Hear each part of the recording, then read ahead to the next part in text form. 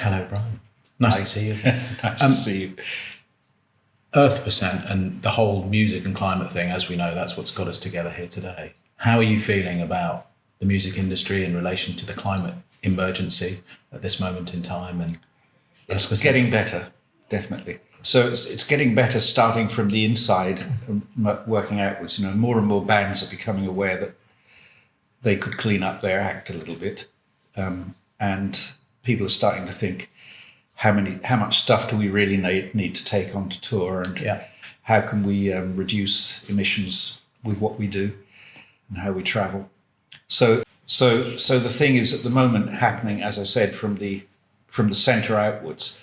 But also I think musicians are starting to realize that they perhaps have a different role in this crisis than they had previously thought. It's not just about cleaning up the music business itself, but using whatever sway and power that you have with your audience to try to make that a bigger message. Yeah. To say that there are other things we've got to think about as well. Yeah. Yeah. No, I think that's really interesting actually, because this idea of moving public opinion, I think, is the big thing at the moment, isn't it? And, yes. Getting people behind the movement and I think there's a large degree of acceptance, but there isn't a degree of understanding as to what needs to be done. That's true. And that's partly because we're sort of lacking, all of us, not just people in the music business, but all of us are lacking a sort of consensus about what's the right way to move forward. And this is because even within the green movement, there are a lot of fringes of what's possible and what should be done. So that's quite a spectrum, and I think we need to slightly narrow that spectrum a little bit. There's a big question about that a lot of people are thinking about, which is basically, is capitalism at all compatible with the fight against climate change? Yeah. So that's a big question, and it's a question that talks about governance, how we arrive at decisions as a community, who arrives at those decisions, how they're framed in the first place, who has the power to enact them, and so on. So that anything about climate change at all requires you to think about everything else as well. Oh yeah, right down to that granular level in terms of what's important to us as individuals. Yes, what do we do as individuals? What do I value? Yeah, and up to what does the whole Earth do as a community? Yeah, so there's every level to think about. So it's interesting to me because I think if we find a way of approaching this huge crisis, we will at the same time approach a lot of other ones. Yes. Better equipped. So the reward is not only trying to alleviate this problem, but actually dealing with a lot of other social inequalities and injustices and so on and so on. Yeah. So the reward is bigger than it seems. The problem is big, but the reward is bigger.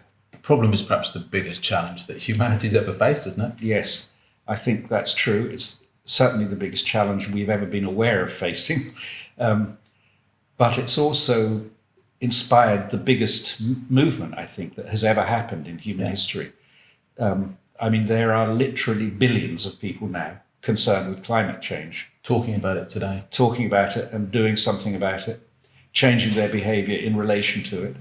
So the way I feel at the moment, it's as though there's this sort of thicket of roots growing and tangling together and getting stronger and stronger.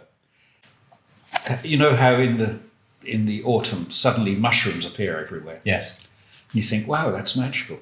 But what you don't realize is that all through the year there's been this huge root structure underneath, and it's that root structure that is activated to produce those fruits. So I think a lot of what we're doing now is building that kind of root structure, and I think quite soon you're going to start seeing the fruits of that. That's very optimistic. That gives me great hope, actually. I think I am optimistic, at least in public. In the dark night of the soul, it's sometimes a bit different. And what are the things that EarthPercent's doing at the moment, though, or going to do this year, that really excite you? One of our best projects, I think it's a beautiful idea, is telling composers that they can now name the earth as a co-composer. So when you write a piece of music, and you publish it, you write down all the people who you think have a share. You know, this person maybe gets 20%, that person gets 50, this one 30. We've now made it possible for you to say, actually, I'd like to give something to the earth.